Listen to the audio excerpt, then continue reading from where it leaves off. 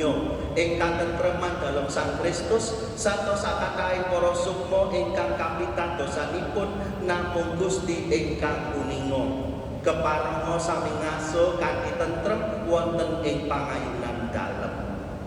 Allah Rama kawula ingkang maha asih, kawula para putra sedaya sami nyuwun ing ngarsa dalem mugi pinaringa nugraha kabegjan langgeng manunggil kaliyan Ibu Kenya Maria, Ibu dalem Sang Kristus, Santo Yusuf garwa dalem kaliyan para rasul tuwin para suci wonten ing kraton dalem. Ing riku sesarengan kalian sakataing titah ingkang sampun kalis saking pangriksaan dosa tuwin pejah kawula badhe sami memuji ngurangken Gusti lantaran Sang Kristus panggilan pangeran kawula lantaranipun kawula nampi sakataing sing nugraha. Inggih lantaran Sang Kristus sareng kalian Sang Kristus nunggil ing Sang Kristus tuwin manunggil ing Yang Roh Suci sampun pakurmatan tuwin kamulyan kunjuk ing ngarsa dalem Allah Yang Rama ingkang maha kuwasa ing salami-laminipun.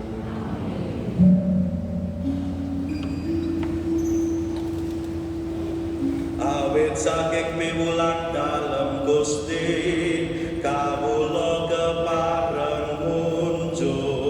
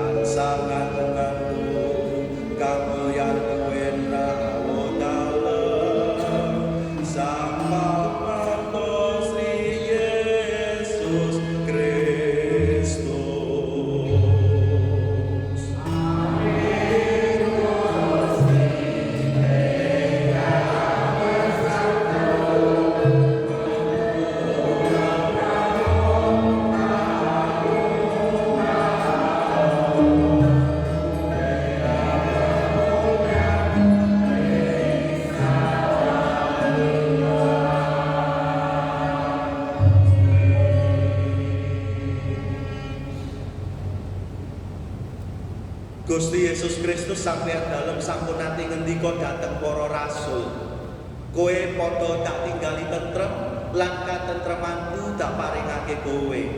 Sampun ngantos priksani dosa kawula nanging kawula aturi menggalih pitados sing pasamuan dalem saha wonten danganing panggalih pasamuan dalem tansah pinaringa tentrem lan rukun salaras kaliyan karsa dalem. Gusti ingkang gesang tuwin mengku keprabot ing salami-laminipun. Katentreman dalem Gusti tansah manunggala.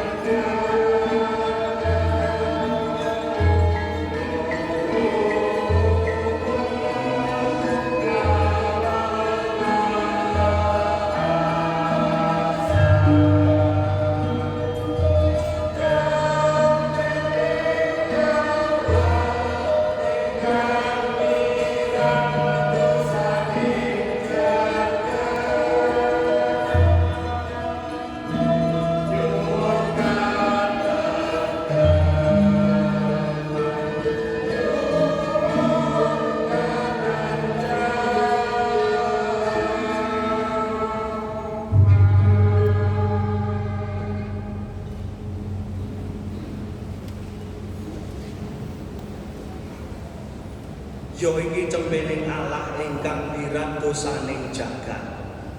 Rahayu kang tinimbalan nderek bojana dalem. Gusti, estunipun kawula boten pantes dipun rawuhi, nanging kawula aturi nandika, sukma kawula tentu badhe slawas.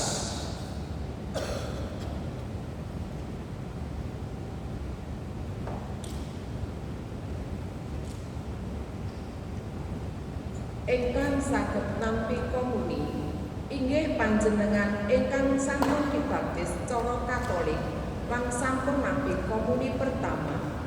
Ingkang dereng nampi komuni monggo sesarengan donga-donga komuni batin. Oh Yesus, kula pitados, pilih Yesus rawuh ing sakramen Mahasuci. Kula saged tresnani jroning manah trusing batos. Kawula ngantu-antu rawuh paduka